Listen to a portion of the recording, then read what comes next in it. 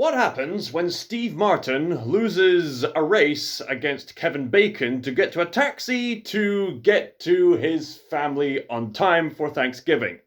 You get a classic comedy called Planes, Trains, and Automobiles. In this film, Steve Martin's character goes on a wild road trip where he encounters another man played by the late, great John Candy. And together, Steve Martin and John Candy, I believe their names was Nell and Dan? Nell? Del?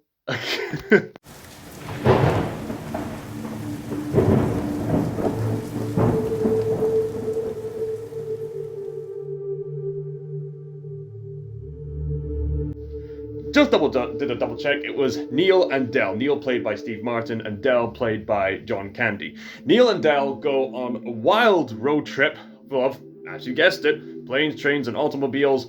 And there is much hilarity, but also a lot of heart put into this. And honestly, whenever the movies centered on the United States of America's holiday of Thanksgiving comes to mind, Planes, Trains, and Automobiles, and possibly other films like Fantastic Mr. Fox, are usually the first films that comes to mind. There's a reason why people adore Planes, Trains, and Automobiles. There's just a lot of heart put into this film amidst all the laughs. There's some especially really profound dramatic moments. I remember hearing Doug Walker especially say that one of his all-time favorite scenes was just a scene where Neil is heading home on the train and he's imagining the warmth of the Thanksgiving dinner and then suddenly realizes something about his friend that he's been traveling with.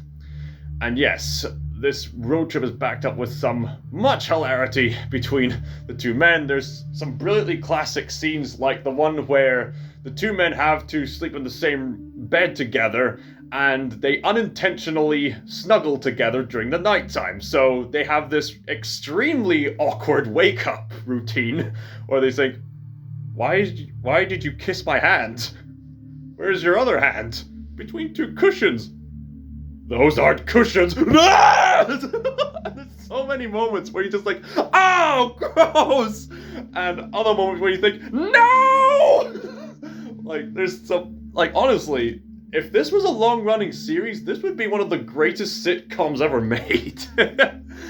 But as it stands, it's a great film, a lot of great heart, and if you're in the mood to celebrate Thanksgiving, I would wholeheartedly recommend this film. And yes, this will be the first of many videos established as ScotsThinker Recommends! Expect more in the future. ScotsThinker signing out.